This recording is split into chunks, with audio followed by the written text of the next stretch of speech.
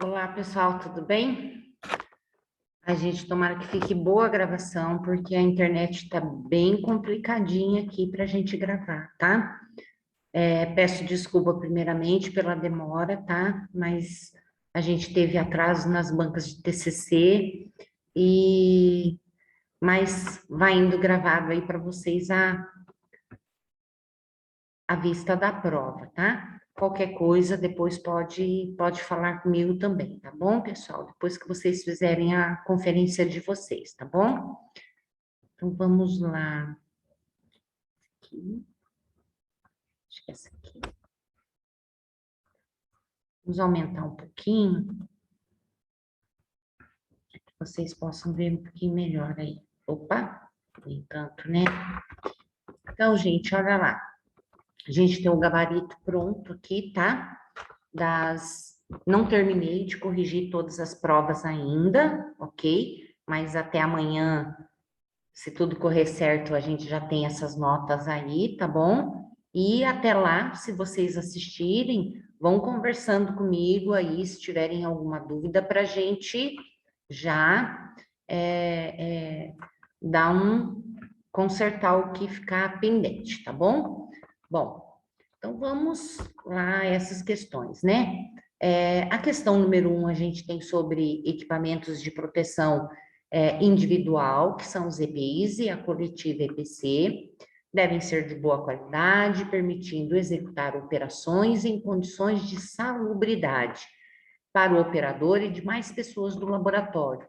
É obrigatório a utilização de EPI na execução de qualquer atividade que envolva o manuseio de reagentes, então, químicos e soluções, tá? O translado de transporte de materiais biológicos perigosos e também a circulação em áreas externas consideradas de risco. Então, olha lá, analisar as afirmativas abaixo, né? E considerar, então, quais seriam as corretas, tá? Os protetores ou máscaras respiratórias contêm filtros que protegem o aparelho respiratório e são um tipo de EPI, tá? Se a gente olhar aqui, é claro, ela vai proteger, se é uma máscara, né? Ainda mais com filtros, é para proteger, então, o sistema respiratório. E ela é, sim, um EPI, né? Então, um equipamento de proteção individual, porque cada pessoa usará uma máscara. Os óculos de proteção protegem os olhos contra os riscos de impactos, produtos químicos, radiações, amostras biológicas e são um tipo de EPI. Também igual, porque os óculos de proteção estão para isso, né? Para que se proteja toda a visão diante de qualquer eventual respingo ou então qualquer impacto que possa vir nessa região dos olhos, tá? Então, verdadeira também. As cabines de segurança biológica são utilizadas no manuseio de produtos biológicos, como cultura de micro-organismos e amostras biológicas. Correto. E são um tipo de EPC. Correto também. É um equipamento de proteção, então, de proteção coletiva, porque, gente, não, a capela ela não protege somente quem está manipulando, mas também quem está dentro do ambiente, tá? Então, é como se fosse um todo. Protege ali, porque ela vai retirar e vai deixar qualquer produto, seja ele, né, aqui no caso microbiológico, afastado de quem está manipulando, mas também afastado de quem estiver circulando nessa sala. Então, é um EPC também.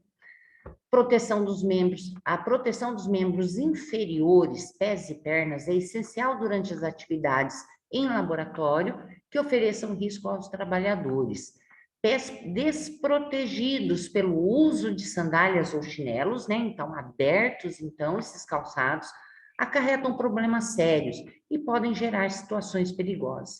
O sapato fechado é de uso obrigatório em um laboratório. Correto também, né, gente?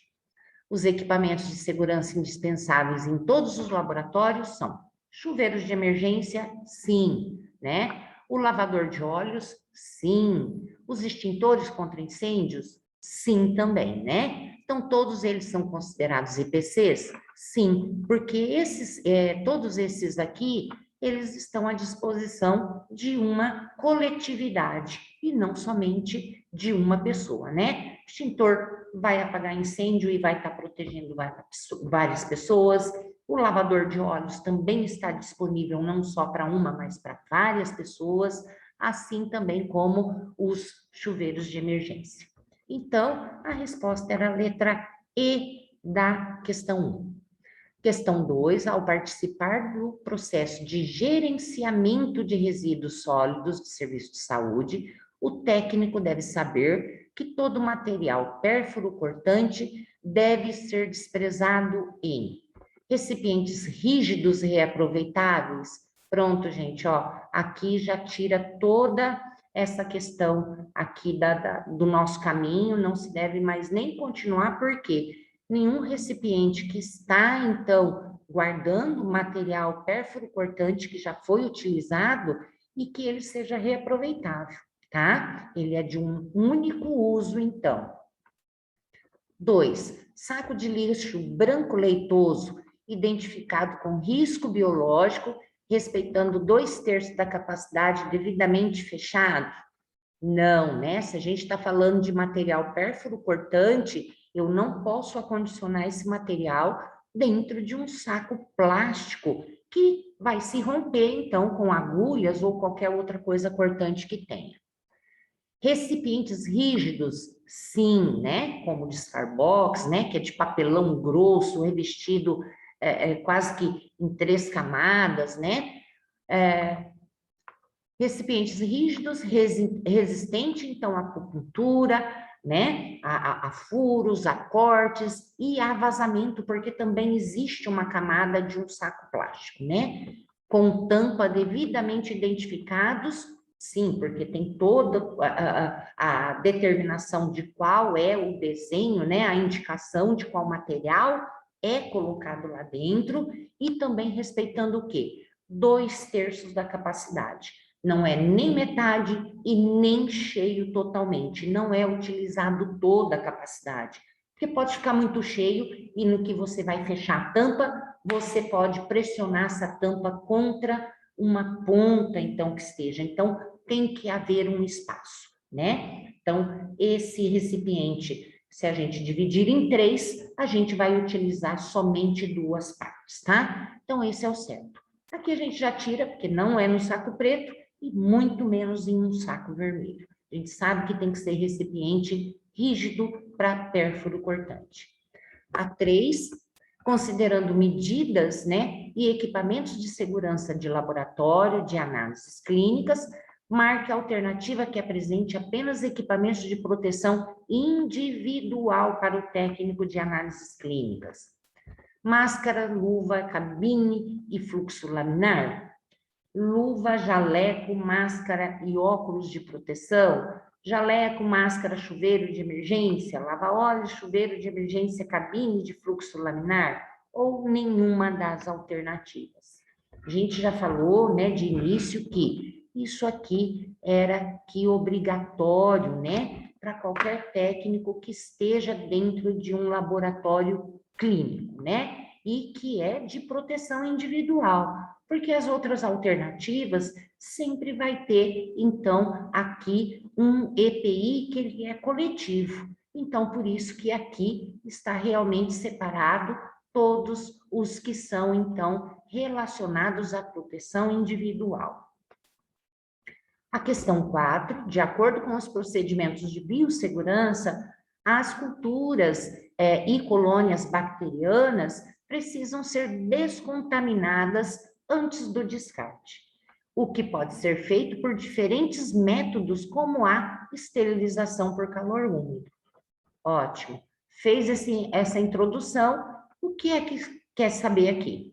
O equipamento indicado para esse procedimento de esterilização já tenho quase que todas as dicas no enunciado, tá, gente? Estou falando que essas culturas de bactérias, né? Então, tem que ser descontaminadas, tá? Para poder fazer o descarte correto. Mas, olha lá, e dentre, né, esses diferentes métodos, a gente utiliza esterilização por calor úmido. Quem é que faz esterilização por calor úmido? É a autoclave, tá? Então, bem tranquilo, essa foi bem facilzinha, tá? Equipamentos de proteção individual, EPIs, e os também de proteção coletivas, né? São equipamentos utilizados como medida de segurança para minimizar, isso é, para diminuir ou até eliminar a exposição a agentes infecciosos, tóxicos, corrosivos, calor excessivo, fogo ou outros perigos, né? São exemplos de proteção coletiva, né? Os EPCs, exceto. Então, eu quero que tire, então, que procure, que vocês estabeleçam qual é dessa listagem que não pertence a equipamentos de proteção coletiva. Então, se eu for olhar, né, aqui está, então, a autoclave, estufas, caixa de descarte de artigos perfuro-cortantes, óculos e respirador e protetor facial. Esses três aqui, gente, são condizentes, então, a equipamentos de proteção individual e não coletiva. Então, claro, se você for comparando, né, uma a uma aqui dessas afirmativas, é claro que, então, nós temos que descartar a alternativa da letra B, tá? Há 6 exemplos de materiais perfuro-cortantes, então, identificar dentre essas afirmações qual eram, então, esses artigos que se tratavam somente de perfuro-cortantes, né? Ou que perfuram ou que cortam, né? E aqui a gente tinha na alternativa C todos os itens, então, que também correspondem a pérfuro cortante. Lâmina de bisturi, lancetas, né, que fazem furos, né, lâmina de barbear cortante, ampolas de vidro também são produzidas, né, de vidro, material vidro, então são cortantes, então estava aqui dentro. Os outros vocês vão ver que aqui, olha, comprimidos fora da validade, não tem nada a ver, né? Aqui já tem, ó, algodão, né? Comprimido, de novo, nada a ver. Aqui tá falando em tubo de coleta de sangue. Os tubos agora são de plástico rígido, né? De acrílico, então não quebram, a gente pode até mesmo, alguns deles descartar em sacos plásticos brancos, tá?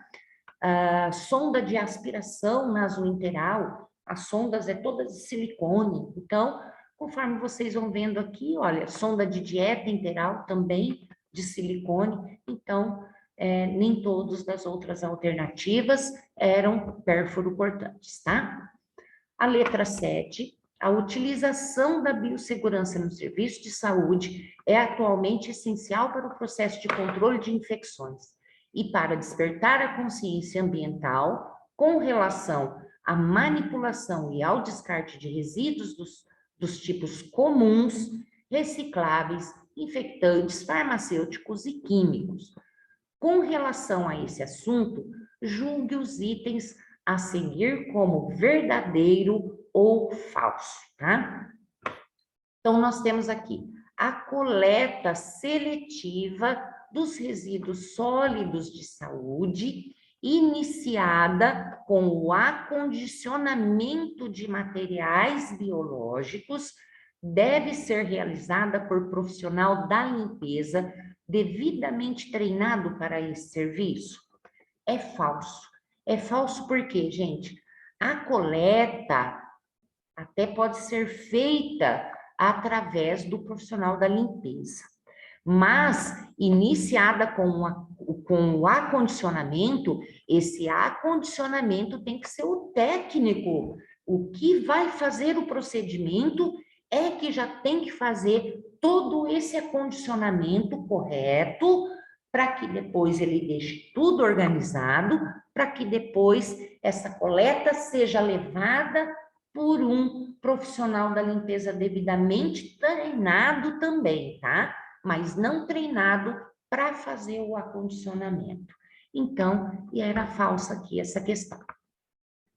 Segunda, os recipientes que recebem materiais pérfuro-cortantes devem ser lacrados? Até aí, ok, etiquetados se for necessário, ok, mas geralmente eles já vêm com o desenho, né, e tudo mais, mas se quiser colocar também no seu, é mais segurança ainda. E descartados quando atingirem a metade da sua capacidade? Não. Falso por quê? A gente já falou até mesmo lá na questão anterior. São 2/3 que podem ser utilizados desses recipientes, então, de pérfuro cortante. As luvas de procedimento são considerados resíduos comuns e não precisam de acondicionamento especial. Segundo a Anvisa, que também a gente deve observar, né, quando a gente faz gerenciamento de descarte de resíduos sólidos, né, todo o gerenciamento de resíduos sólidos, então, ela considera que luvas de procedimentos não oferecem perigos de risco, tá?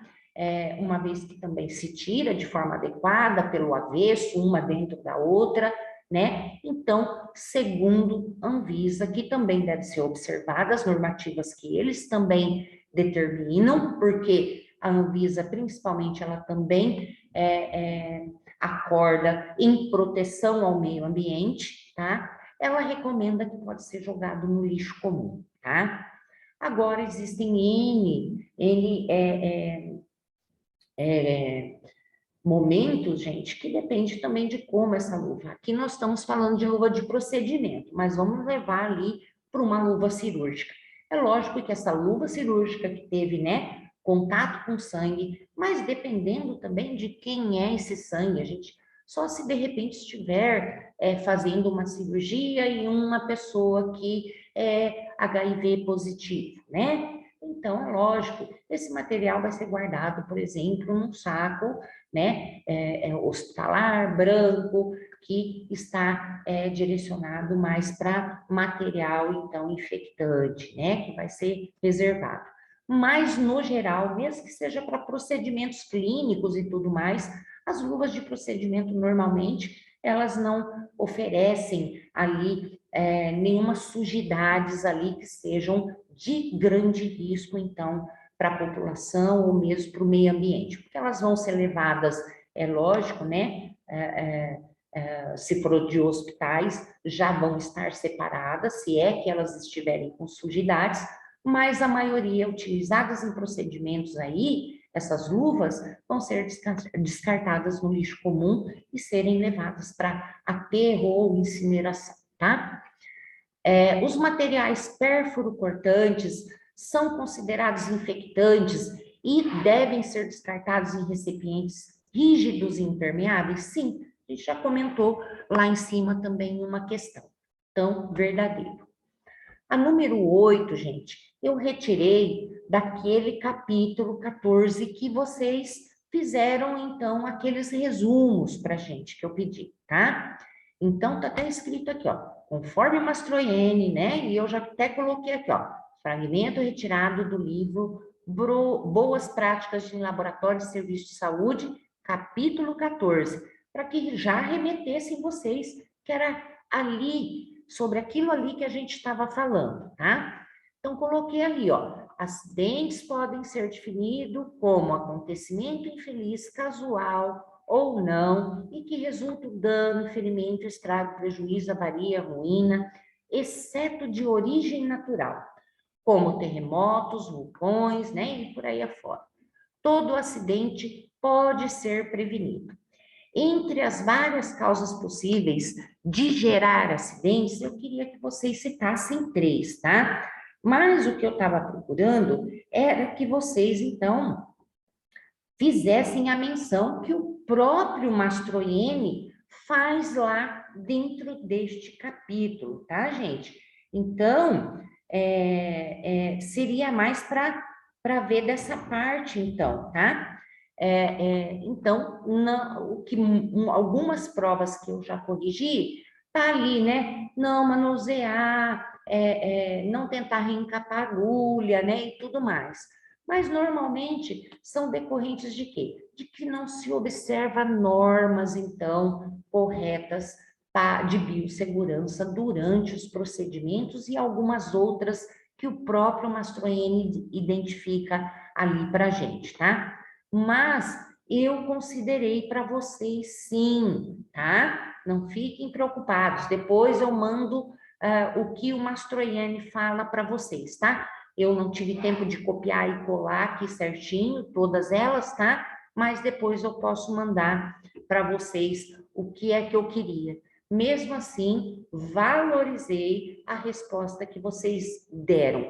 Porque aqui, olha, a gente está perguntando quais são as várias causas, o que pode causar, né? Agora, reencapar já é próprio o acidente ali que está acontecendo devido ao quê? Devido não ter observado, então, as normas de biossegurança, tá? E aqui, olha, eu coloquei para vocês transcreverem aquela questão que foi dada, né, em sala de aula, tá? E para que vocês colocassem aqui. Quem não colocou lá no gabarito, porque a 9 estava escrita discursiva, se quisesse apagar, podia apagar e pôr a letrinha lá. Quem não colocou, beleza, eu vim direto na questão, tá, gente? A resposta correta era a alternativa E, ok?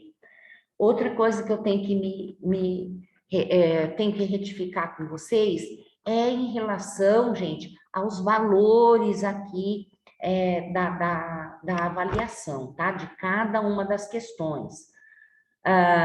Aqui, então, olha, eu coloquei 1,5 para 8, que são os pesos maiores, né? Que geralmente eu dou, porque vocês vão colocar e vão discutir para poder responder essa questão. E a 7, que também que vocês tinham que pensar um pouquinho mais, né? Para realmente responder essa questão. Então, deixei essas duas aqui, tá? Que eu achei, então, que ia prejudicar menos vocês do que qualquer uma das outras aqui, de repente vocês errassem, então talvez vocês perderiam 1,5 ponto de uma vez. Então, é mais complicado. Por isso que eu deixo valores maiores aqui também. Por quê? Porque daí, pelo menos, se não acertou uma ou duas, mas acertou o restante. Se talvez não tenha discutido tudo o que era preciso discutir, mas a metade foi ganho aqui. Então, eu acredito que essas que são mais dessa parte, vocês acabam ganhando mais, tendo um valor maior, porque sempre vocês terão alguma nota adicionadas a essas questões que vocês respondem, tá? Bom, pessoal, deixo aqui, então, essa lista de prova para vocês, e qualquer momento que vocês quiserem tirar alguma dúvida a respeito dela, eu estou por aqui, ok? Um abraço para todos e obrigada aí, tá bom? Tchau, tchau.